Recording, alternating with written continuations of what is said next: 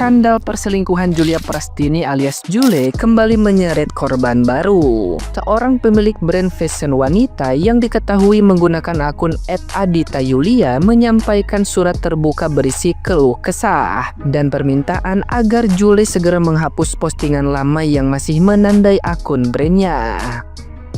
Ia mengaku menjadi sasaran hujatan netizen yang berbakti karena unggahan endorse tersebut masih terpampang di akun Jule. Padahal kerjasama mereka hanya terjadi sekali pada bulan Juni. Sejak kabar selingkuh Jule mencuat, brand tersebut disebut menerima serangan komentar kebencian. Bahkan ancaman boikot dari pembeli yang tidak ingin mendukung brand yang pernah bekerja sama dengan Jule. Pemilik brand itu merasa sangat tertekan karena usahanya yang sedang dirintis terancam runtuh akibat dampak reputasi buruk Jule. Ia mengaku sudah berusaha menghubungi manajemen Jule namun tidak mendapat respon. Dalam keputusasaan, ia menegaskan bahwa langkah terbaik hanyalah penghapusan unggahan endorse lama agar tidak menambah kerugian dan kesalahpahaman publik. Netizen yang berbakti pun ramai membela pemilik brand tersebut dan menilai bahwa kesalahan Jule kini telah mencemari banyak pihak yang tidak bersalah. Bagi banyak orang, kasus ini menjadi bukti nyata bahwa citra publik figur yang hancur bisa menyeret banyak korban tidak terduga di belakangnya.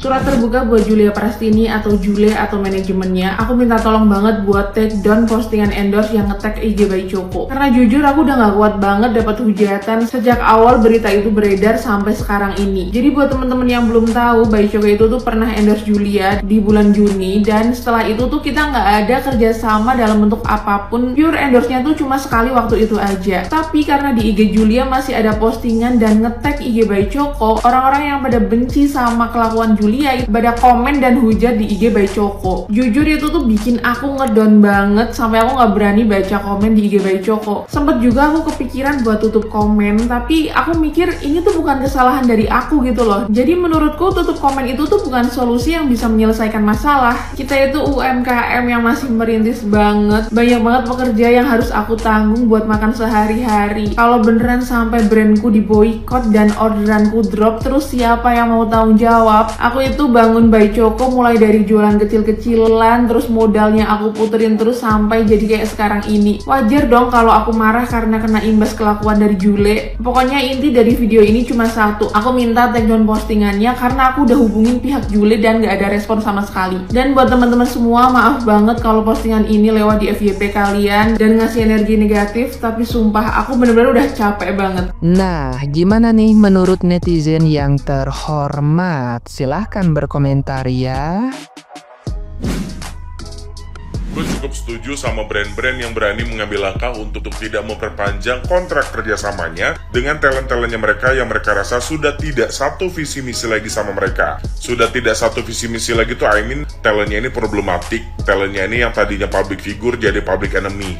Brand itu nge-hire lu butuh pertimbangan, tentunya pertimbangan yang baik. Ya kalau akhirnya lu jadi problematik dan jadi public enemy, ya brand-brand juga nggak mau kontrak kerja sama-sama lu, pasti diputus. Kayak sekarang nih, Jule selingkuh. Dia takut, bukan karena takut dapat azab karena dia sudah menyelingkuhi suaminya, bukan. Dia takut brand-brand ini putus kontrak kerja sama dia. Jule, itu namanya cancel culture, ya. Lu sudah melakukan sesuatu di luar norma yang seharusnya. Lu selingkuh, ya kan? Lu udah menyakiti suami lu, dan lu ya mungkin menyakiti beberapa fans lu. Dan bisa jadi lu udah bikin kecewa beberapa brand yang sudah memberikan amanah buat lu. Tapi ternyata mereka kecewa dengan perbuatan lu. Ya walaupun ya yang lu lakuin ini sifatnya pribadi, ya kan, urusan pribadi lu.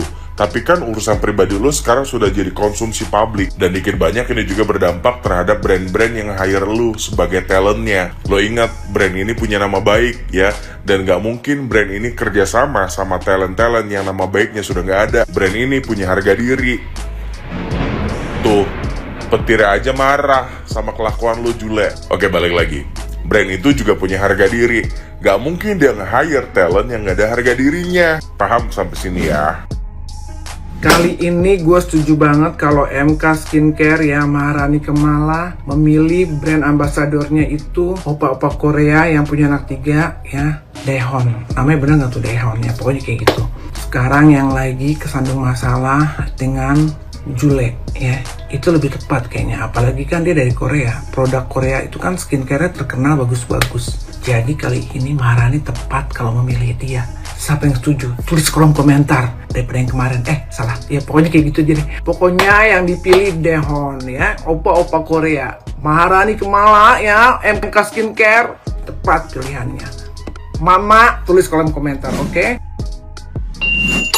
Ini orang-orang se-Indonesia ngapain sih ya pada ngeboikot si Jule nih ya. Tuh si Jule diboikot lah ya kan, dibully lah. Kalian itu gimana sih cara berpikirnya gitu? Netizen yang budiman, apa kalian itu nggak mikir? Gini loh ya, Jule itu juga punya hati, punya perasaan, punya pikiran loh dia gitu ya. Tapi nggak dipakai aja. Jadi lanjutkanlah ya netizen. Saya persilahkan. Kayak apa ya?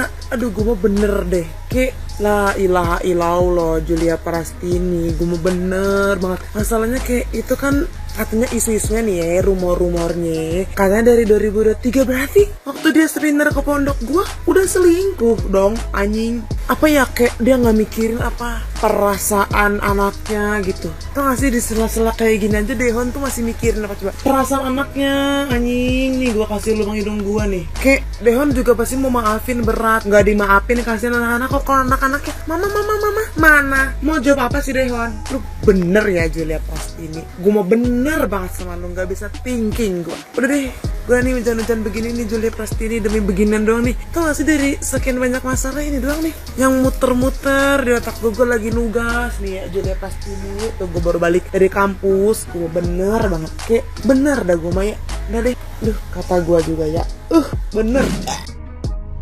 Jul, lu tau gak sih, lu masih seliburan mulu nih di FVP gua. Gua tuh tadinya emang nggak peduli gua sama soal-soal influencer, drama-drama influencer, nggak peduli gua sumpah. Tapi tuh lu tuh lewatmu, jadi kan informasi masuk nih ke gua gitu. Gua lihat lah kehidupan lu, ternyata lu masih umur di bawah 30 tahun dengan kehidupan yang hampir seperfect itu. Kehidupan lu tuh mimpi banyak cewek-cewek yang saat ini yang struggle banget sama karir, struggle nyari pasangan yang soleh, yang gak fatherless, yang gak patriarki, yang tanggung jawab. Susah tahu, beneran kata gue mah. Belum lagi lu dikasih kelebihan kan, lagi lu subur.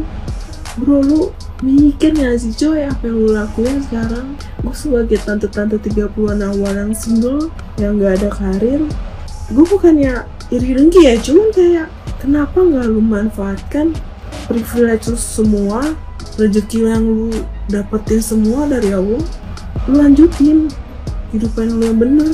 Kalau lu suntuk atau apa kan bisa belajar, bisa kuliah, ngambil course apa kek, ya sih. Lu ngapain lagi kayak gitu? Gue sebagai tante-tante 30-an awal ngelihat kehidupan lu kayak lu udah perfect kehidupan lu, beneran.